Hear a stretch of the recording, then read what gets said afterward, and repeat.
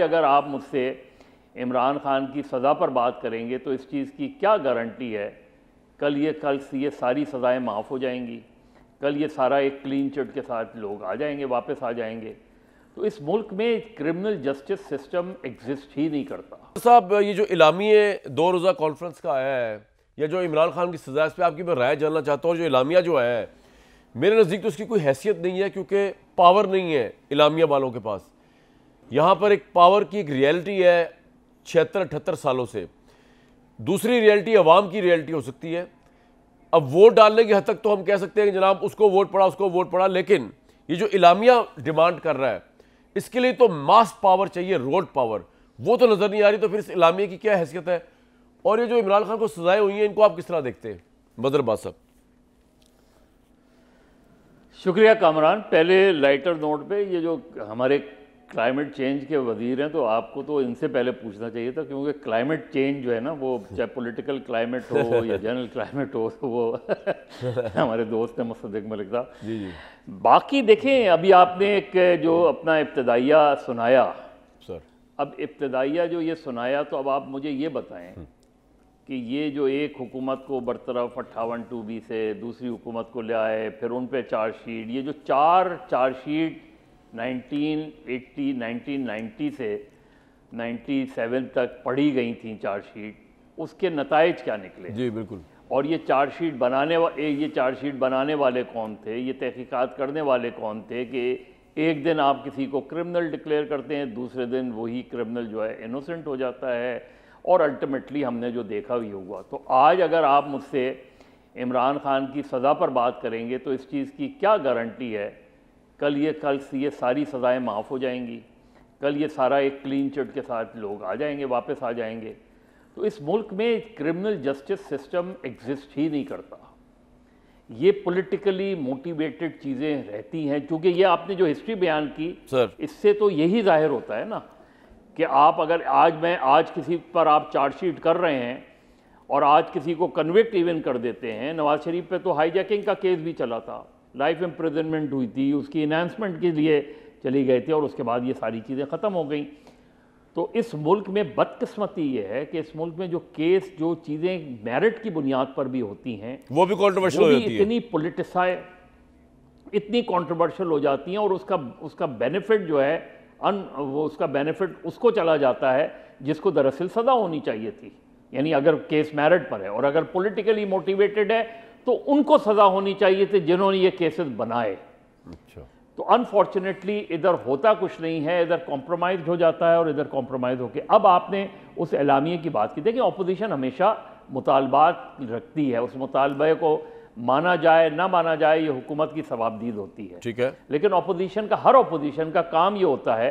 कि वो अपनी जो भी मुतालबात हैं वो सामने रखें। वो समझते हैं कि 8 फरवरी का इलेक्शन जो है उसमें धांधली हुई थी, उसकी तहकीकात कराई जाए, और दीगर जो मुतालबात हैं अब गवर्नमेंट इसका जवाब जो है अपने अंदाज में देगी, और उन मुतालबात को फिर मनवाने के लिए,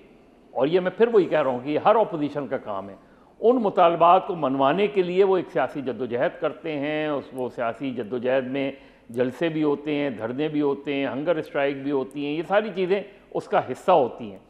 तो जो एक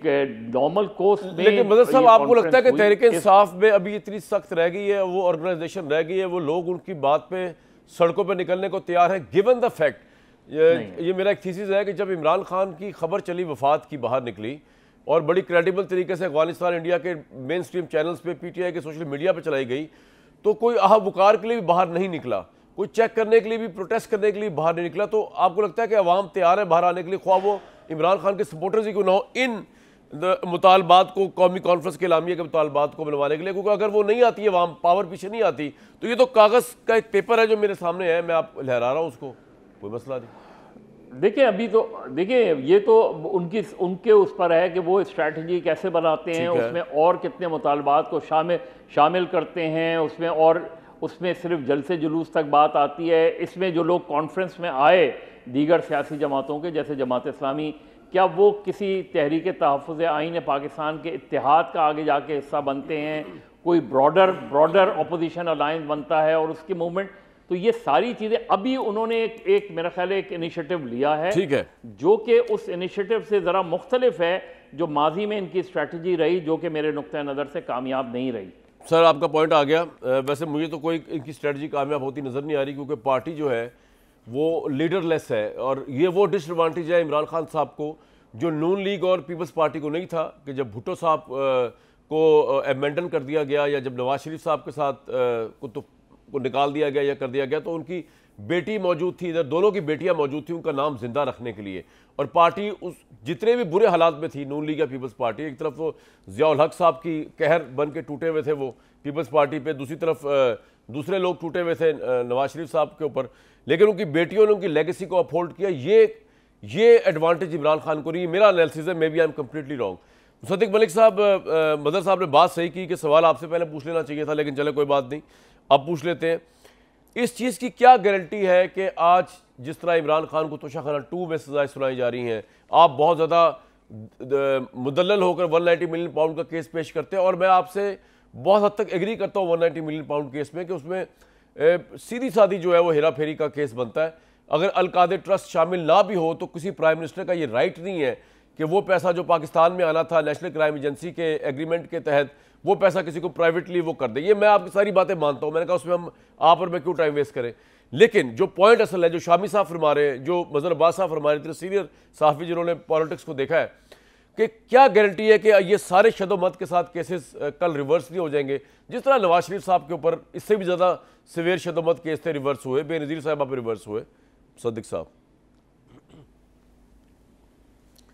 जी, मेरे ख्याल में ये तो हमारी जो जुडिशल हिस्ट्री है, अगर आप उसका तनकीदी जायज़ा लें तो आपको कुछ भी मालूम नहीं पड़ता। मुझे तो 190 मिलियन पाउंड जो तकरीबन 250 मिलियन डॉलर बनते हैं, जो तकरीबन 1/4 हैं पूरी IMF की किस्त का, यानी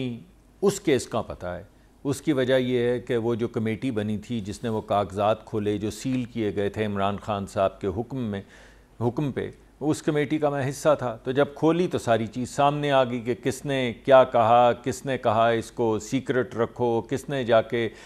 लंदन में साइन किए वो कागजात के ये हमेशा सीक्रेट रहेगा, किसने वो दिया जुर्माना जिसमें जमा करवाना था बहरिया टाउन ने, वो अकाउंट नंबर किसने दिया, किसकी इजाज़त से दिया। तो खुल के बात सामने आ गई, और आप ही के टेलीविज़न के ज़रिए ये भी बात सामने आ गई कि उन्होंने 400-450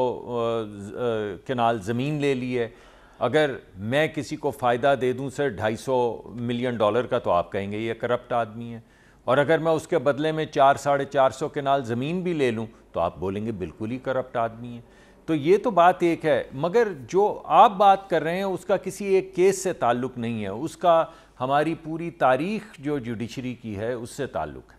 और इस वजह से मैं कई दफ़ा आपके प्रोग्राम में भी कह चुका हूँ और हवाले दे चुका हूँ कि जस्टिस मुनीर और मलिक ग़ुलाम मोहम्मद के बाद एक पूरा एक सिलसिला चल रहा है, वो ख़त्म ही होने को नहीं आता है। तो जहाँ तक इस केस के मेरिट का ताल्लुक़ है उस पर तो बात की जा सकती है और मेरी बड़ी एक वाज़ेह पोजीशन है, लेकिन जहाँ तक पाकिस्तान की जुडिशल हिस्ट्री का ताल्लुक़ है तो जो आप मुकदमा दायर कर रहे हैं वो तो जुडिशरी पे कर रहे हैं कि भाई देखें किस किस्म के ये मंसूबा जात हैं, यानी किस किस्म के ये फ़ैसले हैं, किस किस्म की एडजुडिकेशन हो रही है, किस किस्म का इंसाफ चल रहा है। इस केस के अंदर तो मेरी पोजीशन बड़ी क्लियर है, लेकिन तारीख़ी तौर पे अगर आप इसको देखें तो मेरे ख्याल में जो हिस्ट्री है हमारे जुडिशल डिसीजन मेकिंग की वो वाकई चेक सर और इस वजह से नवाज शरीफ साहब ने जी बात यह है कि सर जुडिशरी अगर एक केस मेरिट पे भी सुनाती है तो हमें पता है कि इन्वायरमेंट जब चेंज होता है तो वो मेरिट वाला फैसला उठा के बाहर फेंक दिया जाता है। इसमें जुडिशरी के साथ साथ जो है जो दबाव उनके ऊपर आता है, पहले दबाव मुझे मुशर्रफ साहब जैसे तक बंदे ने बताया कि आपकी गवर्नमेंट, लाइव शो में बताया मुझे कि आपकी गवर्नमेंट जजों के ऊपर दबाव डाल रही थी कि मुशर्रफ को सजाएं देनी, मुशर्रफ साहब को, और उन्होंने ये ब्रेकिंग स्टोरी दी कि जनरल राहिल शरीफ ने वो दबाव हटा दिया जजों के ऊपर से, उनको कहा कि आप गवर्नमेंट का दबाव ना लें, तो मुशर्रफ साहब मुल्क से बाहर चले गए। कहने का मतलब है कि सारा हम बोझ जुडिशरी पे तो नहीं डाल सकते, ये जो सिस्टम है या जो और अवामिल हैं आप तो जानते हैं वो भी तो है, और आप इस वक्त उस अवामिल के साथ हैं, कल इमरान खान उन अवामिल के साथ थे, तो आप अपने हद तक जिम्मेदारी कितनी कबूल करते हैं कि ये पॉलिटिकल मोटिवेटेड केसेस की?